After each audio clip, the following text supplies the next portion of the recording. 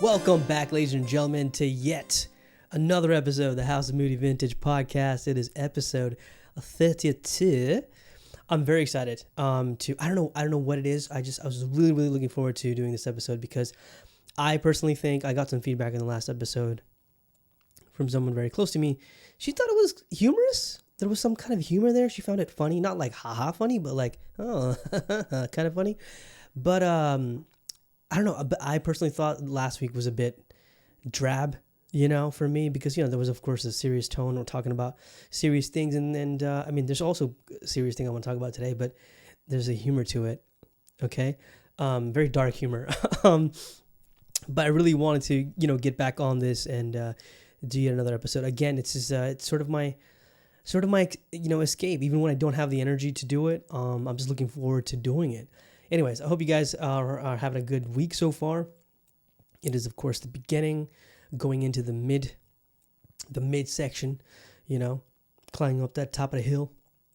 My right palm is itching right now, which is a good thing. I don't know if you believe in superstitions, guys. I personally don't, but this is one superstition I believe in because it actually happens. It comes true. So my right, because when the thing is, at least from my culture, I don't know how it is for other folks, but or maybe it's just a Bangladeshi thing or a South Asian thing, I don't know. But when your right palm starts to itch, that means you're about to get money. If you can watch me, if you're watching this on YouTube, you can see me like scratching my itch on my right hand. That means you're about to get moolah. You're about to get cash, and that's always a good thing when you're about to get money. Anyways, so that's a good sign. Very good sign. Hopefully, I'm getting lots and lots of money because I need lots and lots of money. Life is hard, fam. Life is hard. We all struggling. We all in the grind. We all got our bullshit to deal with. But yeah, I had a relaxing weekend. Again, very preferred. You know what I mean? I have also been in cruise control. And what that means is, I've just been working. I sort of have like tunnel vision, and I'm just working and finishing projects and things like that, putting everything together. And there's exams, and of course there's office work and stuff like that. So just all that together. I'm just in the zone right now, just working, right, focusing on work. And I know I'll have a lot of breathing space soon. It's a little bittersweet. I don't want to get into too many details, but there are things that I'm sort of transitioning out of and then transitioning into. It's bittersweet because there was some kind of stability there, but at the same time, creatively, I was not liking it, and that as a creative and for people out there who are in, if you're an artist or just a creative, whether you're a graphic designer, whether you're a content writer, whether you're a content creator, you know how it is when you are pressured to make something that's creative, but it compromises the quality. It compromises your own identity, and it's sort of suffocating creatively, right? So I'm kind of relieved that I'll be getting out of that. So that's one way to look at it, whereas I'm sort of hopefully not losing stability, and I'm transitioning into something better. It's not about stability, but it's more about hopefully I get best of both worlds, being grounded and at the same time being able to express myself creatively, which is super duper, it's important to me. So hopefully that works out soon. My friend's coming into town tomorrow, so looking forward to her crazy ass. Lots of fun, lots of fun times ahead. And we're going to be partying and all that stuff, No, I'm not going to be partying. I'm not going to. I'm too old. And it's been, I got to be honest with you. I've been in rehab right now, rehabilitating. Rehabilities. I've been rehabilitating. It's nothing serious. When I say the word rehab, I'm not being serious, okay? I've realized that I haven't gone out and usually, to a club or something, or having a little too much. This was like a few weeks ago, so I'm kind of relieved that I'm living the life of a very old man right now. But yeah, I'm pretty sure there's crazy things to come. There always is. That's life for you. It throws you fucking curveballs. Talking about curveballs, let's get into it, okay? Yes, obviously I'm gonna be talking about House of the Dragon and other shows. Rami, we'll be talking about Rami season 3. It's up there as well. I finally got to watch Everything Everywhere All at Once. What a beautiful freaking movie. One of the best movies I've seen all year. I'm still, I think, what was that? Alexander Skarsgård's film. What's it called? I think it's called The Northman, right? It's about that, based on a true story. Viking, in the Viking era, with Mr. Skarsgård. Yeah, The Northman. Right. Alexander Skarsgård, yes. Anya Taylor-Joy is in it as well, and Ethan Hawke. So I'm looking forward to. I still haven't watched that movie. I'm really, really looking forward to watching that. But I finally just Everything Everywhere All at Once just dropped on HBO, so got to watch that. Super duper fun. We'll be talking about that later in the second half of the episode. Okay. And again, just want to before I get into the first topic, shout out to everybody who's been able to hear or just sticks around listening to everything, like from minute 1 to minute, because I know even with like podcasts, same thing with, I just found out today, when it comes to stand-up comedy, even if there's a 45-minute special, 45-minute, maybe a 40-minute special, and of course the usual, people usually try to go for an hour special, comedy special. People tune out after like 20 minutes. They fucking tune out, which is a shame, especially because when it's a performance art like, stand-up comedy, it kind of sucks. Like really, really good stand-up. Even if it's Dave Chappelle, people will just like watch 20 minutes of it and then just, like probably leave it till later, or something else will pop up and they'll watch that. So it's tough. So that's why I try to keep my, number one, that's why I try to keep my podcast in, within, try to keep it within 30 to 40 minutes. So it's usually, I think, I don't know, I guess an average would be like 35 minutes, right? Because I know everyone's not going to stick around to the whole thing, blabbering. And I want to keep the reviews of the shows and movies I watch to the second half of the episode, simply because, number one, there's so many, YouTube videos, podcasts where they review these things. They're actual movie pundits and critics who talk about it, like go on to a full deep dive into it. And I don't do a full deep dive into it simply because of that. There's so many of them. I will only really express my opinions on certain projects, right? Or if I feel really, really, passionate about something, or like an episode of House of the Dragon, whatever, I'll get into it, But for the most part, I'm leaving that up to, the critics and the movie pundits that are out there, and there's so many of them. And a couple of my favorite ones, of course, is John Campea, Christian Harloff, and yeah. So I watch them all the time. So, and of course, it creates for conversations. And all I'm providing is just a different perspective, different opinions on just pop culture and society itself. So it's not just like a movie podcast or a TV show podcast, whatever, right? There's so many of them out there. So that's why I'm going to leave it to the second half, because I know not everybody listens to the whole thing. But the other things I want to talk about, like, this story is wild. But then I'm not surprised, because we've heard it all under the sun, especially now that not everyone, I shouldn't say that, not everyone, people who have access to not just the internet, but social media. There's so many freaking crazy stories out there, things that we've never been privy to before. And technology has changed that. And we find out crazy ass things that happens, I don't know, some village in India to, a fucking city in Florida, like Orlando, Florida. Okay. A 21-year-old girl. It says young woman in the article. No, I'm sorry. At that age, it's just, you're not physically, maybe you're a grown woman, but mentally, bro, I don't know. And I know they say by the age of 21, women mature, and like guys take much longer or some shit like that, or 18 or 21. I can't remember what the age was. But anyways, 21-year-old Fatiha Marzan, or Marzan, Fatiha Marzan, a 21-year-old Fatiha Marzan, a young woman, confessed to murdering her younger sister while she was sleeping. Stabbed the girl 4 times in the chest, in the heart, at 4 a.m. What, dude?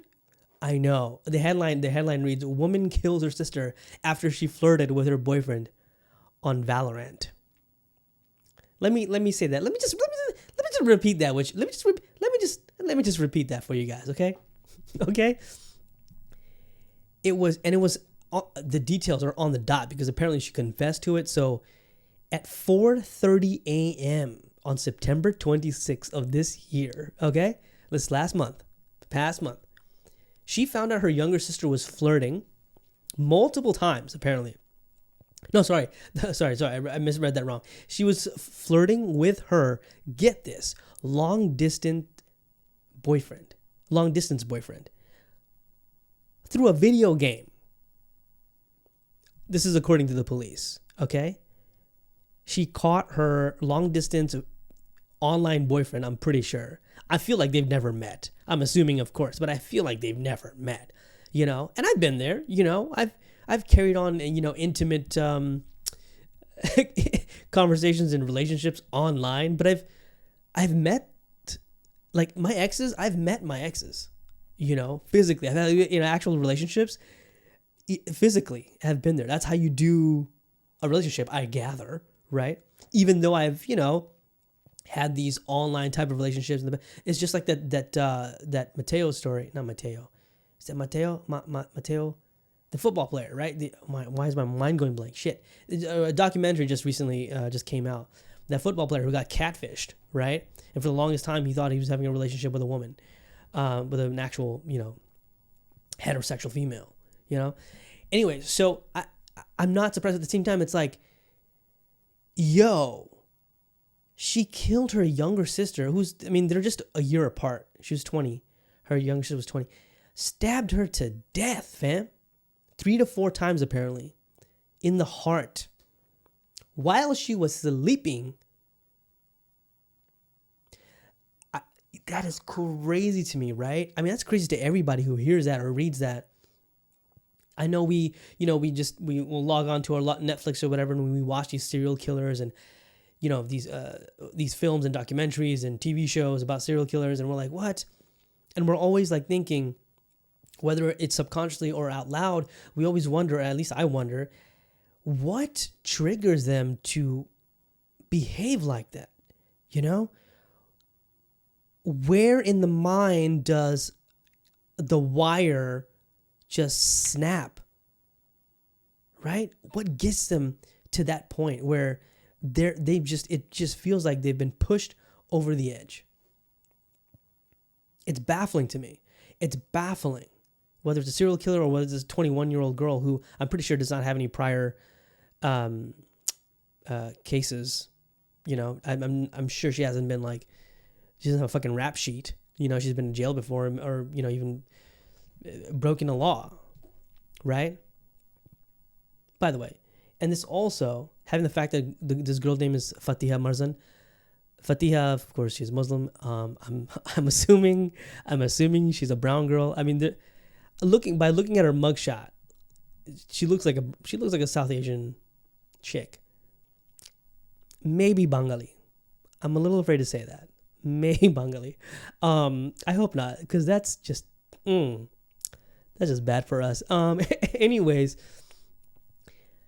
so this took place in Orlando, Florida, and so what happens is, like, you know, the usual, you know, you see those memes, oh, the man from Florida, this and that, Florida's fucking crazy and all this stuff. Actually, you know, the thing is, which not too long ago I found out that it's because, so the Florida system laws are different, right?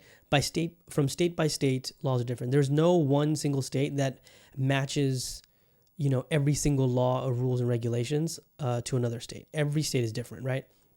Florida is one of them. So the thing is, the police are actually, they're allowed to disclose that information, and that gets out to the media. Whereas other states, they won't do it. You know, like California, for example, there are a lot of things they're going to keep under wraps, behind a closed veil. You know, they won't be all crazy. So these crazy things happen all over. It's not just the state of Florida. It happens in other states. We just don't hear about it because that type of information is not disclosed. Unlike Florida. Florida has that, that green light, I guess you could say. So this is one of those stories. And yo, I mean, man, you gonna kill your sister. Dude, if I was this girl's parent, I would be fucking, I don't know how I would feel. I'm pretty sure all of you would have like this, have a similar reaction to it. The way I would react to it is, number one, I'd be dumbfounded. I'd be like, what the fuck just happened? And you're fucking flustered. You don't know what to feel. Anger, sadness, just heartbroken, shattered. And you're so furious at your 21-year-old daughter who just killed your other daughter while she was sleeping. This chick is fucking crazy. And I'm just thinking to myself, what if it's the environment she grew up in? Maybe that's a possibility. But then what we've learned from Jeffrey Dahmer, I mean, at least from his words, from Jeffrey Dahmer's, real life interviews, it wasn't because of his parents. He even said himself, like, don't blame I don't blame my father. He even said that to his father. He doesn't blame his father or his mother or whatever. He doesn't blame his parents. He's just different and fucking evil, right? A real piece of work. And I don't know. And this gives a whole different definition of like violence related to video games. You know what I'm saying? This was about a guy who was flirting with another girl's younger sister. And that enraged her, that triggered her. And I cannot imagine picking up a knife and attacking my sibling, let alone anyone, dude. Forget about sibling, forget about family, friends, whatever. Just attempting to murder anybody, dude, over flirtation. I've been cheated on, right? We've talked about this before. Doing the cheating or being cheated on, whatever. Your mind doesn't it doesn't take you there. You're angry, yes. That you've probably been cheating on, or you found out that your significant other was flirting with somebody else. Of course you're angry. You have every right to be angry. You're like, what the fuck? What are you doing? That wasn't part of the deal. We're not in an open relationship, right? So I get that. I understand that. Regardless of who that other person is, whatever relation you have with that person. But you're angry, but that's it. You're not triggered to fucking pick up a knife. Dude, whatever weapon it is, weapon of choice, okay? The butler did it with the candlestick. No, this isn't a game of Clue, but to just attack, fighting maybe, fight her when she's awake. You slap her maybe. I don't condone violence. You shouldn't be, this really does not, this does not condone violence, right? It doesn't, it should never be acceptable to act in a physical manner, ever. But I could have even understood if they got into a fight and, she fucking assaulted her, just with her fists and her hands, right? Nah, she didn't even want to do that. She went the extra mile. I think she watched one too many goddamn serial killer series and movies. What about that? What about serial killer documentaries and TV shows and movies? That might have incited violence. There's a lot of copycat murders out there, and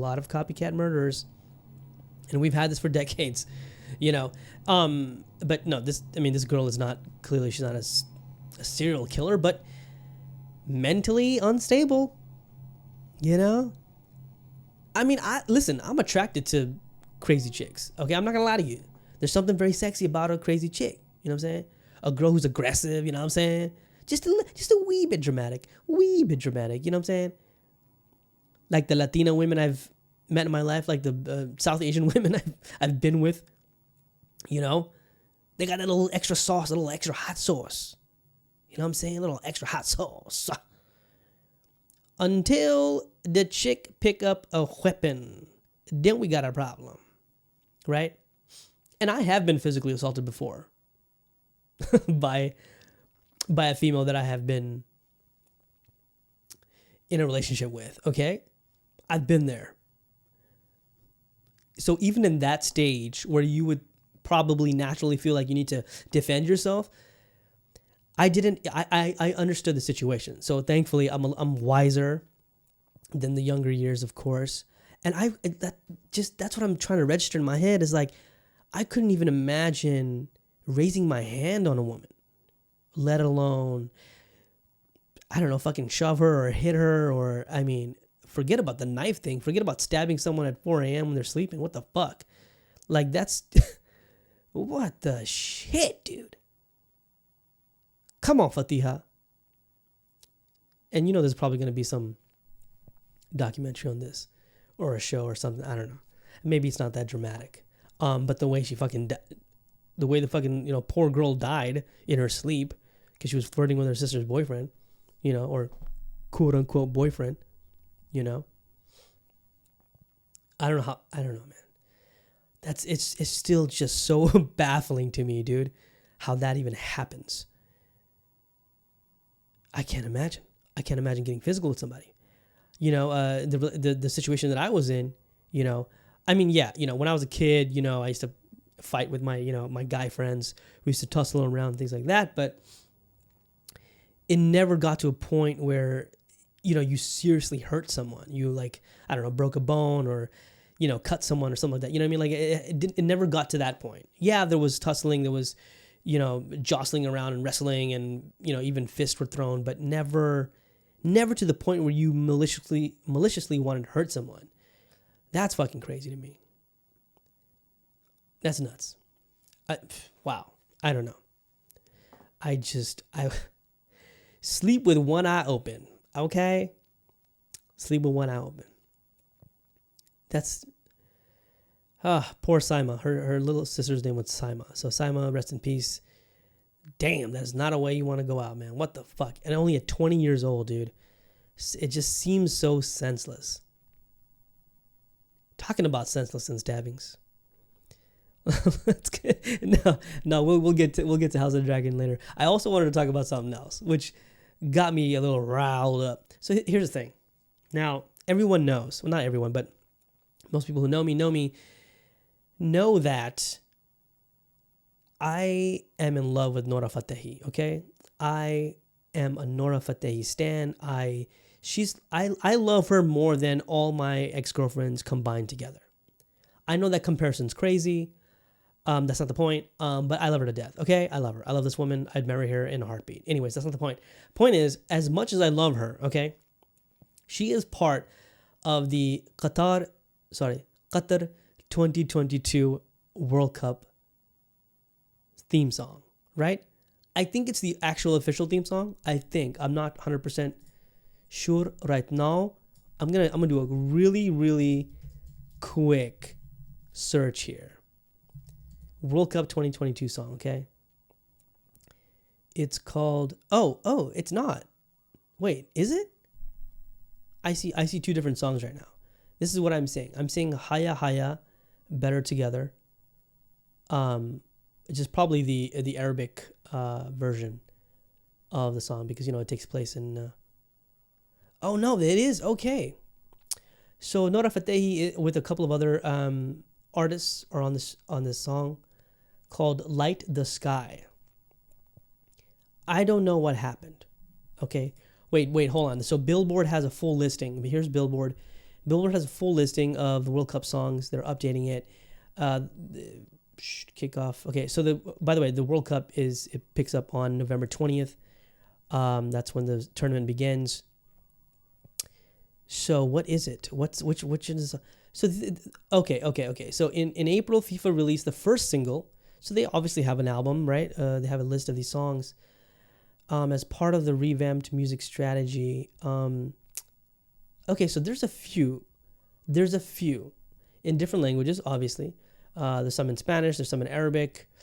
There are artists from Colombia, an all-female collaboration, which is Light the Sky. Anyways, the point is the Light the Sky song, okay, with Nora Fatehi. And y'all know I love her. She's my goddess. I love her. I pray at her altar. This song is so bad. Like the Sky. It is so, I don't know what happened. I don't know what happened. It feels like ever since that famous, and to this date, again, in my opinion, is the greatest World Cup song of all time. When the World Cup was held in France, 1998, World Cup, Ricky Martin's Cup of Life. Ricky Martin's Cup of Life is the greatest effing song in World Cup history. After that, I don't know what happened. I don't know what happened. It's almost as if the quality of the World Cup songs just kept going down. Terribly downhill. Horribly downhill. And it crashed in this World Cup. What is happening? I don't get it. Was it so much of a zenith that we climbed so high that people just couldn't build upon that? I don't get it. We have so many wonderful artists in the world, some very well known, some not so well known, who make beautiful music, great music, music that evokes, celebration and motivation and, just bringing that sort of that confidence, that celebration of the biggest freaking sporting event in the world, right? It's possible. I'm pretty damn sure it's possible. But bruh, for some reason, the music is not good, man. And it breaks my heart because it's Nora. I love Nora. Habibti. I love you, And I can't sit there and just, I hope, I'm thinking to myself, she's got to be pretending to be like, hey, this is a hit. She knows it's not a hit. Come on. Like the Sky. It's so bad. It hurts. And I haven't heard the other 3 tracks that are apparently on this FIFA World Cup songs list. I will take a listen of it. Anyways, the one that sort of got my attention was this one. Was specifically this one. So I'm just like, I'm baffled of how bad this song is. Okay, moving on, man. Let's move on to positive news, okay? I'm sorry I gave you guys a murderer and a terrible World Cup song to start this freaking podcast up, man. It's a bad song. It's terrible. Bring back Ricky Martin, man. Shit. Cup of Life, man. World Cup. Anyways, this World Cup is also going to be quite interesting because it takes place in Qatar. Qatar has, of course, been criticized for many human rights violations and other. It's the Middle East. What are you going to do? Please don't kill me. Just my opinion. I have no power. If you're listening to this, apologies. YOLO. So with that said, let's quickly get into our usual reviews of movies and TV shows, and of course House of the Dragon, another amazing episode. I think we can all agree that there has not been a single week, there hasn't been one, every episode's been strong. Every episode has hit it out of the park. Impactful, purposeful, in very well written. There are 2 shows that are on air right now that the 2 best written shows on TV right now. And when I mean TV by, not obviously not the traditional sense, but, you're streaming these shows, of course. But number 1 is in Star Wars, which is, of course, Andor on Disney+. Andor is just freaking so well done, executed incredibly, and that show continues to elevate itself. And of course, House of the Dragon. HBO's House of the Dragon is so damn well written and so wonderfully performed by each of these actors. And I think we can also agree upon that even in Game of Thrones and now the House of the Dragon, the casting has been flawless. I haven't made one single, even from the original Game of Thrones, not one single complaint about any of the actors who have been cast to play their respective roles. HBO is so good at least for the showrunners of Game of Thrones and now House of the Dragon. They are so damn good, and just in general with with their other hit TV series. They obviously have an incredible reputation and incredible repertoire of these amazing projects. Of sorry, one sec. Sorry, I just dropped something. Okay, so as I was saying, so they have this reputation of having these brilliant performances, showcasing these brilliant performances in these wonderful projects that we've seen, and House of the Dragon is no exception to that rule, and they've been incredibly fantastic about it, and which we see in this episode, right? It's all crazy, man. There's so much. Again, every episode has hit hard. It's been impactful. It makes sense. Even with the time jumps, right? You're so goddamn invested in it. And I think one of those cases is that, number one, they have source material, so that's a huge plus. Number two, George R.R. Martin is heavily involved, and I think that's a way better thing, because I think from the HBO's perspective, from the studio's perspective, they're like, we don't want to make the similar mistakes we did with Game of Thrones, because remember, if you want to rewind a bit, the final couple of maybe seasons from, I would say so, from season 6, 7, and 8, right? The writing was not as good. I halfway through season 5, you could sort of get hints of it. Season 6 came along. As good as it was, 6 and 7 were good, but they weren't as good as the previous seasons, and you just knew immediately that the quality of writing just dropped drastically. So hopefully, and with all signs are pointing to the yes and positive, as long as George R.R. Martin continues to survive and breathe. Please live for a very long life, because we're still waiting for the last 2 books, you son of a. Okay, we're not getting into that. I'm sorry. Just gonna hold my anger. Okay. I hope he lives a very long time, and and continues to be involved in this in all the spinoffs. Of course, the Jon Snow spinoff is coming into effect soon. So this episode we saw a lot of again.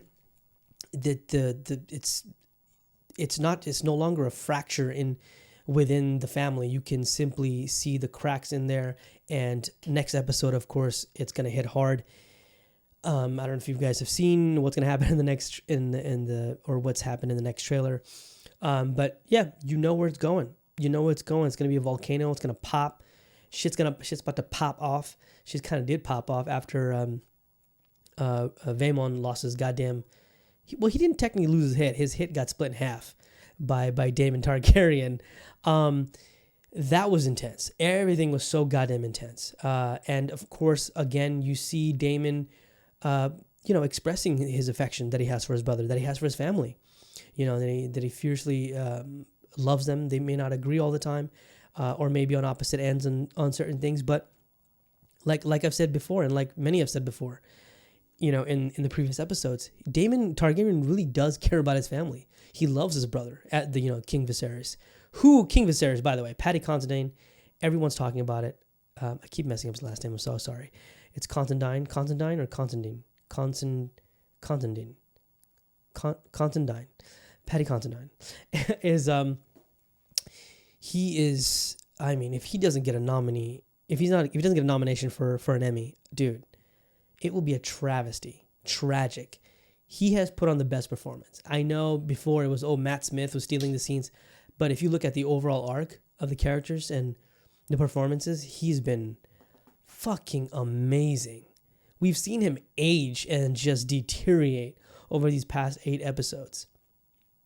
And he still found the balls to fucking go up there, sit on the throne in his very fragile state, and lay down the law, And it was just fantastic. And, we'll also see the showdown between Aemond and Daemon. Aemond is Daemon's nephew.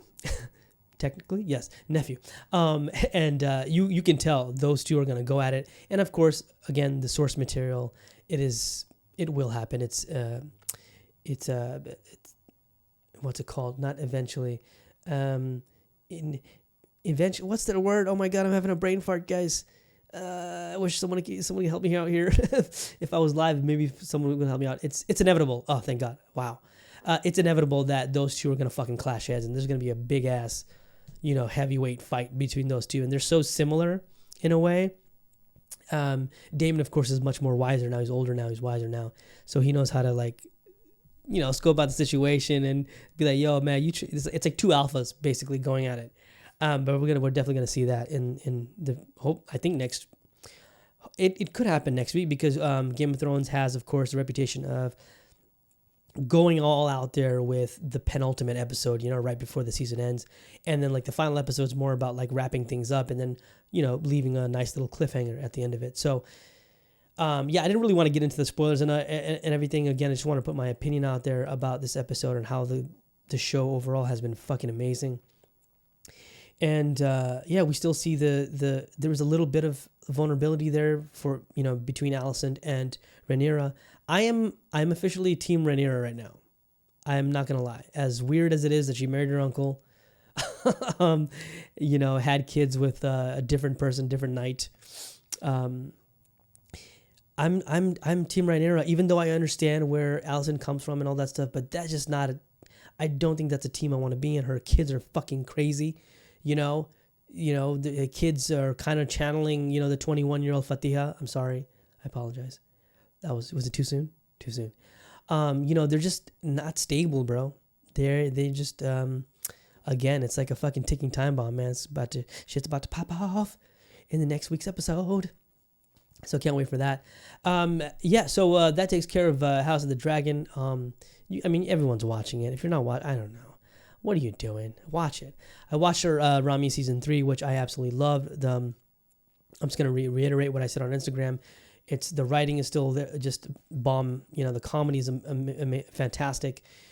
Rami's, he's directing a lot of the episodes. I think he's a fantastic director. I think Rami is like a Donald Glover, right? He's just the Middle Eastern version of Donald Glover. No, he's a version of its own. He is his own person, own entity, and franchise, hopefully, because he is sort of branching off and helping other people do their projects and things like that. So very exciting things there. Rami, amazing. I highly recommend it. If you haven't seen the series, it's a wonderful series. A look into the Muslim American life, the cultures that I grew up in, a lot of similarities and relatable things there. And really a very, very honest take on that. I think it's super duper important. So I highly recommend Rami. It's on Hulu, so please check that out. And again, I finally got to watch Everything Everywhere All at Once. What a beautiful movie. What a beautiful movie. It's down to, I'm not going to say anything new, of course, compared to all the other wonderful reviews out there, but it sort of showed this beautiful relationship between a mother and her daughter, and the expectations of Asian households and Asian families. Again, it's another one of those very similar to Rami, the Asian American life, culture and life that we grew up around, an environment. It's just so beautifully done. And yes, there's martial arts in there, but it's done so playfully and so wonderfully, and sort of an abstract art piece, I think. But also, there's wonderful dialogue, wonderful performances, and directing was great. And another wonderful film I've been wanting to watch, and I'm just so grateful that it came on HBO. Got to watch that. Looking forward to other films in coming to the Netflix and HBO and Apple TV, of course, Apple TV Plus, of course. Which again, The Sisters and all those series, still going great, still going wonderfully well. Anyways, gays and straights. Okay, gay people and straight. I'm very inclusive. It doesn't matter what you are, who you are, how you represent yourself. Hopefully positively, you represent yourself. Doesn't matter the gender or the age. No, age is very important. This podcast is not for kids. Thank you for listening in, guys. Whether it's on Spotify, Apple Podcast, please give it a 5-star or whatever, and good ratings, thumbs up, and all that stuff. And if you're watching this YouTube, maybe maybe subscribe and then like the videos or something. I don't know, bro. Just help a brother out. Help a brother out, okay? So I can share this goodness, this joy, this positivity, and at times comical takes on society, and share it with the world, okay? So please do that for me. Or even if it's on Instagram, right? I share my clips. Share my clips. Would appreciate that. Okay. Thank you so much. Anyways, guys, have a great week and hopefully have a wonderful weekend. And as usual, be kind to yourselves. And it's all about that peace, positivity, and love, man. Okay. And I'm out here. Peace.